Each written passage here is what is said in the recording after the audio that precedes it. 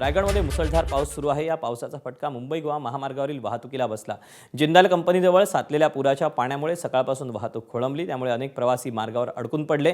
पावसाचा जोर कायम राहिल्यास मुंबई गोवा महामार्गावर वाहतूक आणखी काही तास बंद राहण्याची शक्यता आहे। कोकणातून मुंबईकडे जाणाऱ्या आणि मुंबईकडून कोकणाकडे येणाऱ्या दोन्ही बाजूकडील वाहतूक ही ठप्प पडल्याने वाहनांच्या रांगा लागलेल्या पाहायला मिळतात।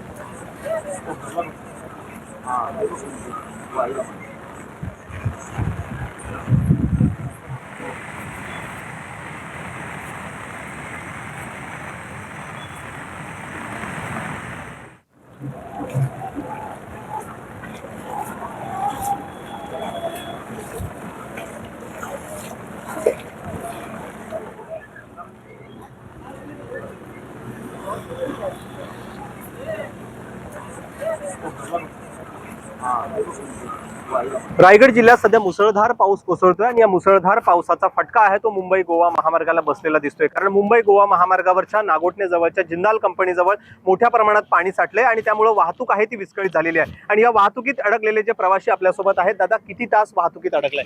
मी बिरवाडीवरून आलोय, कल्याण ठाणा गाडी 8:30ला गाडी इथं आली। 8:30 कुठे चाललात तुम्ही? वाशीला चाललोय। आता सध्या पुढची परिस्थिती काय आहे? परिस्थिती म्हणजे इथं 8:30 वाजल्यापासून आम्ही इथंच अडकून पडलोय।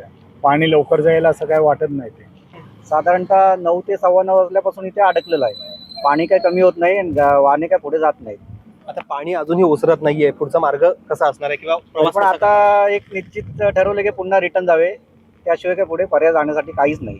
कसा प्रवास चाललाय? कारण पावसाचा वेग अजूनही कमी झालेला नाही, पाणी देखील ओसरत नाही। पाणी देखील ओसरत नाही। 8:30 पासून इथे आहे। 6:30ला मी बसमध्ये बसलोय बिरवडी पासून। 6ची शिवतल गाडी आहे, पण रिटर्न जायचा म्हटलं तर रिटर्न जायला पण काय मार्ग दिसत नाही। कारण दोन्ही साईडला ब्लॉकेज आहेत आणि पाण्याची जी पातळी आहे 8:30 पासून जी आहे उलट वाढत चालली, पण कमी होत नाही।